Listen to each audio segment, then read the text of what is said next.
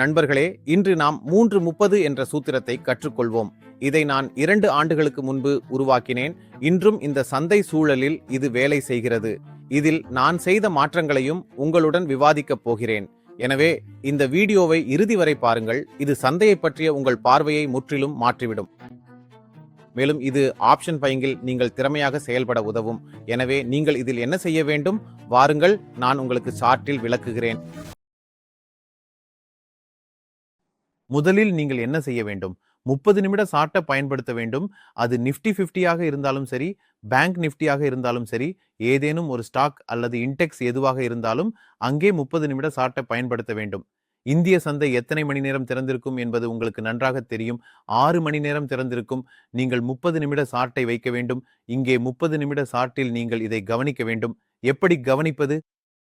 முதலில் அமெரிக்காவில் இதுல ஒரு இஎம்ஏவை பிளாட் செய்வீங்கள். இஎம்ஏவின் ரீடிங் என்னவாக இருக்கும்? இஎம்ஏ என்றால் என்னவென்று தெரியாதவங்களுக்கு நான் அதை காட்டுகிறேன். அது எக்ஸ்போனென்ஷியல் மூவிங் ஆவரேஜ்.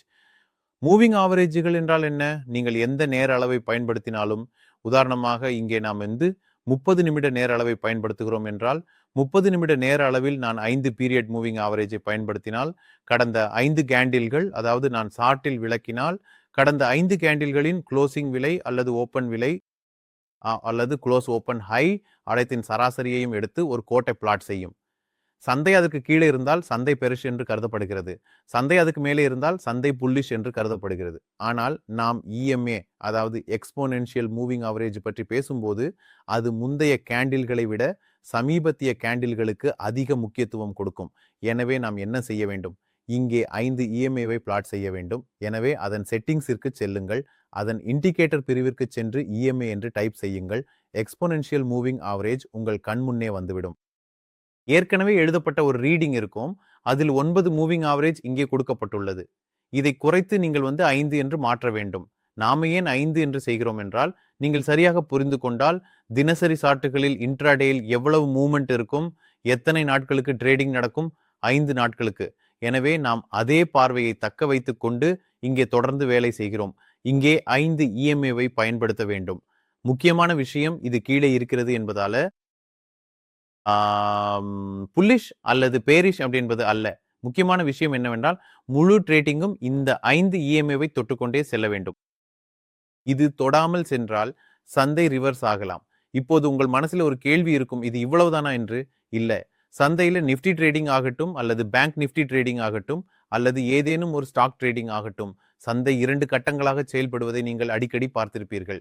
காலையில் புல்லிஷாக இருந்தால் மதியத்திற்குள் அது திடீரென்று கீழே விழலாம், அல்லது வேகமாக விழுந்து கொண்டிருந்தால் முழுமையாக ரிவர்ஸ் ஆகி மேலே செல்லலாம். எனவே இந்த 2 கட்டங்கள் எவை மற்றும் எந்த முக்கியமான விஷயங்களை நீங்கள் கவனிக்க வேண்டும்? இங்கே நீங்கள் 2 கட்டங்களில் கவனம் செலுத்த வேண்டும்.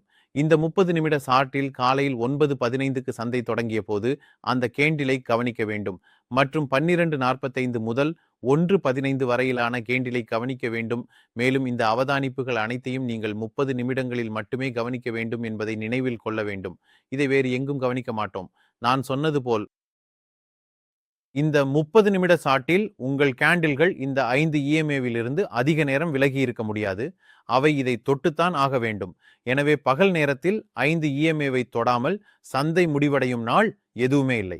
இதன் பொருள் என்ன? இந்த சார்ட்டில் 5 இஎம்ஏ எங்காவது தூரத்தில் தெரிந்தால், எனவே பகல் நேரத்தில் இந்த 5 இஎம்ஏ விலைக்கு நெருக்கமாக வரும் அல்லது இந்த கேண்டில்ஸ் 5 இஎம்ஏக்கு நெருக்கமாக வரும் என்பது உறுதி. அதாவது நீங்கள் இங்கே பாருங்கள், கடந்த அமர்வில் நமது சந்தை கீழே திறந்தது மற்றும் 5 இஎம்ஏ வெகு தொலைவில் இருந்திருக்கும். அதன் விளைவாக 5 இஎம்ஏவை தொடுவதற்கு இது அதன் அருகில் வந்தது. சரி, இப்போது இங்கே வரலாற்று விளக்கப்படத்தில் ஏதேனும் ஒரு நாளை திறந்து காட்டுங்கள். நாள் முழுவதும் முடிந்து விட்டதை நீங்கள் சந்தையில் பார்த்திருப்பீர்கள். ஆனால் 5 இஎம்ஏவை கேண்டில்ஸ் தொடவில்லை. அதாவது உங்களிடம் ஒரு திறமையான கருவி உருவாகியுள்ளது. இந்த தகவல் உங்களுக்கு எந்த வகையில் உதவும்? சந்தை அதை தொட்டே தீரும். அதாவது அது திரும்பினாலும் வர்த்தக வாய்ப்பு உள்ளது, அது கீழே சென்றாலும் வர்த்தக வாய்ப்பு உள்ளது.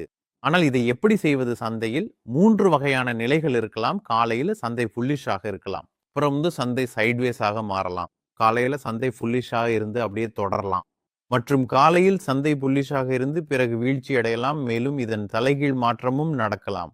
அதாவது சந்தை கீழே சென்று மேலே வரலாம் அல்லது கீழே சென்று மீண்டும் கீழே செல்லலாம். ஆனால் உங்கள் வருத்தத்தை சொல்லுங்கள். உங்கள் வருத்தம் என்னவென்றால் காலையில் சம்பாதித்து மதியத்தில் இழந்து விடுவதுதான் இந்த பிரச்சனை உள்ளது. எனவே நாம் எதை புரிந்து கொள்ள வேண்டும்? நாம் இந்த 2 கேண்டில்ஸை இலக்காக கொள்ள வேண்டும். அந்த 2 கேண்டில்ஸ் எவை என்றால் 1 முதல் கேண்டில் மற்றும் 2வது 12:45 கேண்டில். இப்போது இதன் முடிவு என்னவாகும் பாருங்கள்.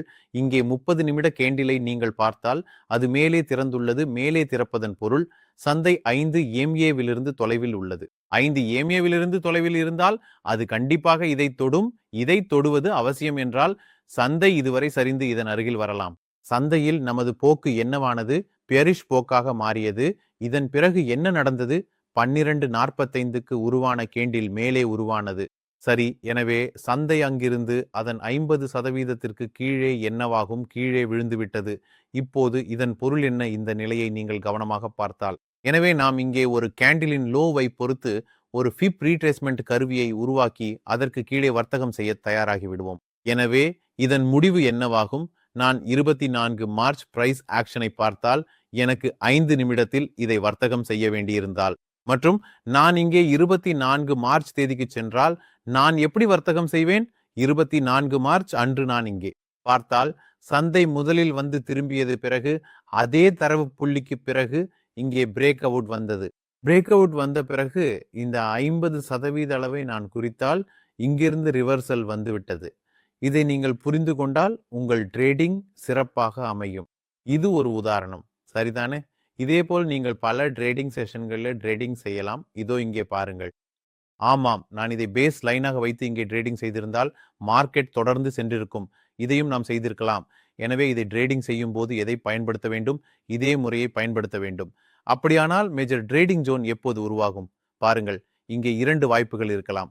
இது கீழே சென்றிருக்கலாம். ஆனால் கீழே செல்வதற்கு இந்த 30 நிமிட கேண்டிலுக்கு கீழே செல்ல வேண்டும் மற்றும் 5 EMA இதற்கு அருகில் இருக்க வேண்டும். 5 EMA இதற்கு அருகில் இருந்தால் விலை குறைவதற்கான வாய்ப்புகள் இருந்தன. ஆனால் 5 EMA அருகில் இல்லை என்றால் விலை குறைவதற்கான வாய்ப்புகள் குறைவாகவே இருக்கும்.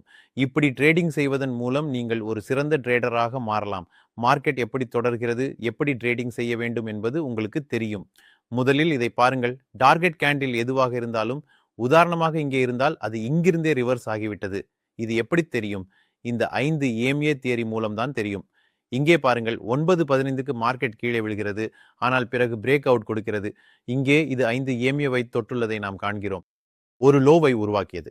அதன் பிறகு நாம் இதன் 50% அளவை வரைந்து வைத்தால் இதுவே நமது பிரேக் அவுட் லெவலாக கருதப்படும் மற்றும் மார்க்கெட் மேல் நோக்கி ரிவர்ஸ் ஆகும். எனவே இதை எப்படி ட்ரேடிங் செய்வது என்று நாம் ஆச்சரியப்பட மாட்டோம். இந்த விஷயம் உங்களுக்கு புரிந்திருக்கும் என்று நம்புகிறேன். இப்போது இதனுடன் எனது ரென்கோ இன்ஜின் இண்டிகேட்டரை சேர்த்தால் நான் சொன்னது போல் இந்த 3:30 ட்ரேடிங் ஸ்ட்ராட்டஜியை நான் மிகவும் சக்தி வாய்ந்ததாக மாற்றப் போகிறேன். எப்படி? நாம் இதனுடன் டாக்டர் தேவேந்திரனின் ஸ்மார்ட் ரென்கோ இன்ஜினை பயன்படுத்துவோம். இது நான் எந்த ரேஞ்சில் ட்ரேடிங் செய்கிறேன் என்ற தகவலை எனக்கு தரும். அதாவது முதலில் 5 EMA-வை தொடுவது அவசியம் என்பது எனக்கு தெரியும். 2வது விஷயம் நமக்கு தெரியும் நமது டார்கெட் கேண்டில் எங்கே இருக்கிறது என்று. இதுதான் டார்கெட் கேண்டில், முதல் கேண்டில். இப்போது இதில் 50% அளவை வரைந்தால் நான் இங்கிருந்து மேலே செல்ல போகிறேன். இது 5 EMA. இது புல்லிஷ் ஸ்ட்ரக்சராக மாறுகிறது என்பது இங்கேயே தெரியும்.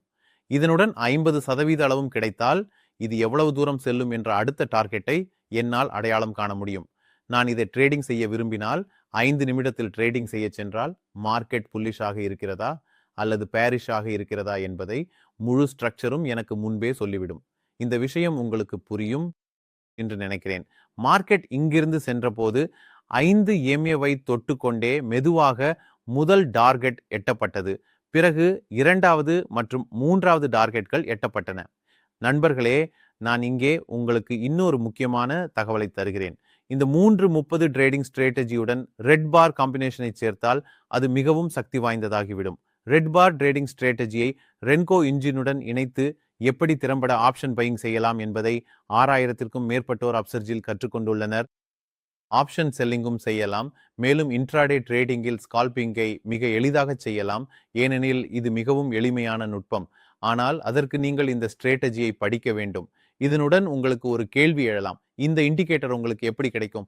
உங்களுக்கு டாக்டர் தேவேந்திரனின் ஸ்மார்ட் ரென்கோ இன்ஜின் வேண்டும் அல்லது ரெட் பாரை புரிந்து கொள்ள வேண்டும் என்றால் intraday trading strategy with red bar தியரியை அப்சர்ஜ் பிளாட்ஃபாரத்தில் படிக்கலாம்.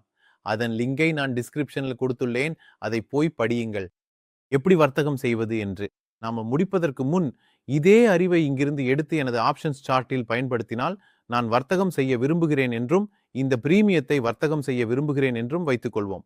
எனக்கு இதே உத்தி எதுல வேண்டும்? எனக்கு ஆப்ஷன்ஸ் சார்ட்டில வேண்டும். எனவே இப்போது என்னிடம் இந்த ரென்கோ இன்ஜின் இருக்கிறதா இல்லையா என்று எனக்கு தெரியாது. ஆனால் எனக்கு 5 EMA கோட்பாடு தெரியும். எனவே முதல் மெழுகுவர்த்தியின் 50% இந்த நிலையை வைப்பேன். எனது 5 EMA இங்கே இருப்பதை நான் அறிவேன். எனவே ஒரு இலக்காக நான் இங்கே 40 முதல் 50 புள்ளிகளை எடுக்க முடியும்.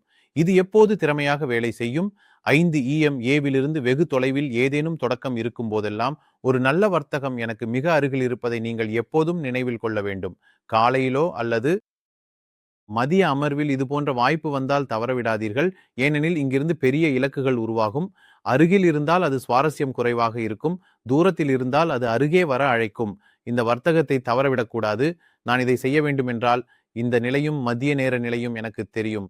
எனவே நான் எங்கே வாங்க வேண்டும் என்பதற்கான ஆதாரம் எனக்கு உள்ளது. இப்போது இதை 5 நிமிட சார்ட்டிலும் காலை சார்ட்டிலும் 1 நிமிட சார்ட்டிலும் வர்த்தகம் செய்ய முயன்றால் இதுதான் எனது டிமாண்ட் ஜோன் என்பதை நீங்கள் தெளிவாக பார்க்கலாம். இங்கிருந்து நீங்கள் மீண்டும் மீண்டும் பெரிய நகர்வுகளை பிடிக்கலாம். இதேபோல் காலையில் வர்த்தகம் செய்திருந்தால் இந்த மண்டலத்திலிருந்து எனக்கு ஒரு நல்ல வாங்குதல் கிடைத்திருக்கும். மேலும் இதை ரென்கோ இன்ஜினுடன் இணைத்திருந்தால் இதை எப்படி வர்த்தகம் செய்வது என்பதில் உங்களுக்கு பிரச்சனையும் இருந்திருக்காது. விஷயம் உங்களுக்கு புரிந்திருக்கும் என்று நம்புகிறேன். வீடியோ பிடித்திருந்தால் லைக் செய்யுங்கள். அடுத்ததாக எந்த உத்தியை கற்றுக்கொள்ள விரும்புகிறீர்கள் என்று கமெண்ட்ல சொல்லுங்கள். இந்த உத்தியை இவ்வளவு வலிமையாக வேறு எங்காவது படித்திருக்கிறீர்களா? படித்திருந்தால் எனது சேனலில் தான் படித்திருப்பீர்கள். ஆனால் படிக்கவில்லை என்றால் இதை மீண்டும் நன்றாக ரீவைண்ட் செய்து பாருங்கள். வேறு என்ன தகவல் வேண்டும் என்பதை கமெண்ட் மூலம் தெரியப்படுத்துங்கள். மிக்க நன்றி.